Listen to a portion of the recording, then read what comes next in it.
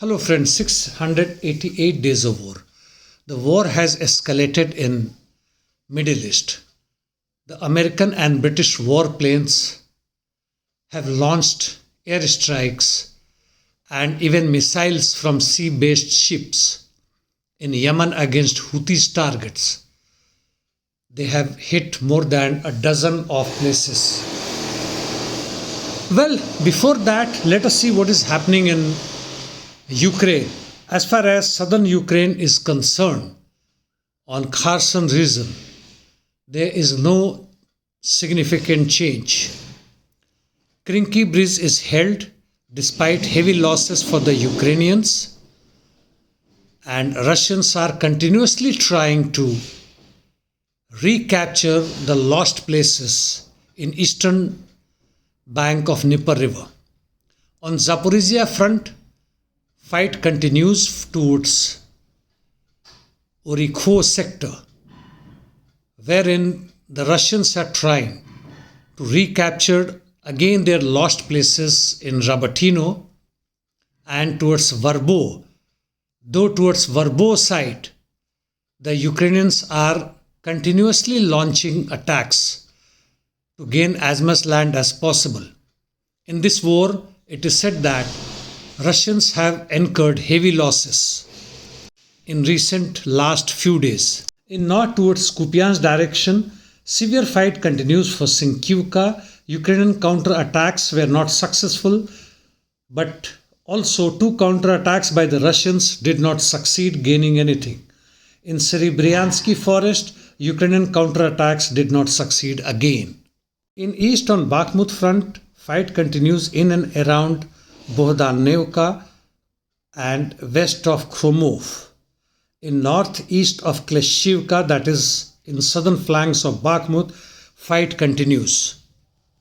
Avdiivka, heavy fight continues towards Stepo, wherein northward and also towards coke plant, the Russians are unable to gain any territory in last few days.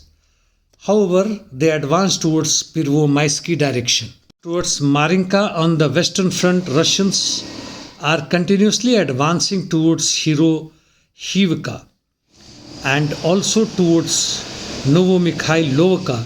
The Russians are rather from the southern flank, concentrating more on the northern side where they have managed to advance quite a lot.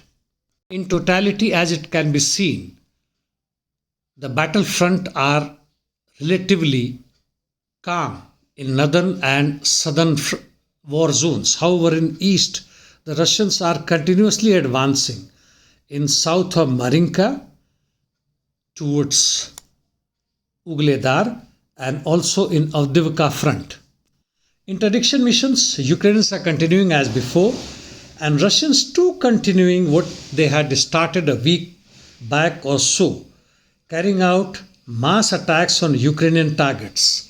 They are more interested in this winter in strategic bombings when they are unable to move forward with a speed on the battlefronts. Russians opening new front in northern side, that is from Kharkiv direction to Sumy side, is unlikely in near future. However, in the war, nothing can be predicted with 100% surety.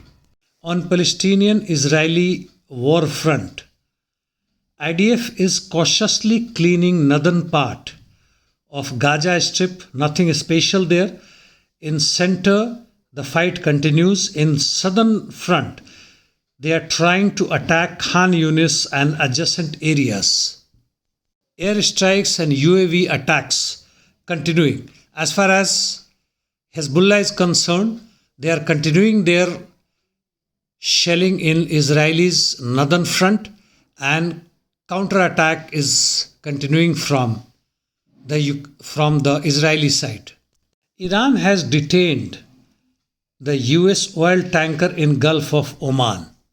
Now, as far as Yemen is concerned, after US and UK strikes on Yemen, the Houthis, Iraqi resistance, who are in Iran as well as Syria, has declared full support to Yemen.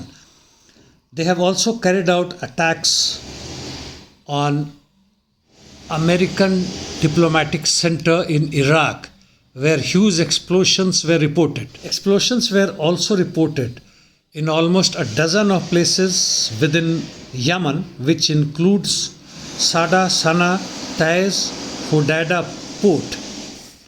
There are unconfirmed reports that Yemen also started counterattack, which is confirmed, of course, within few minutes after American attacks, and damaged one American ship and also probably hit a fighter plane, but without causing much damage to it. Oman closed its airspace for any aircraft going to Yemen, while Saudi Arabia let American fighters pass through its airspace. Second hearing on ICJ will be taking place today, wherein 32 countries have supported South Africans' move against Israel. Do opine on global war that is escalating. And from my side, this is the end of my talk today. See you tomorrow. Thank you.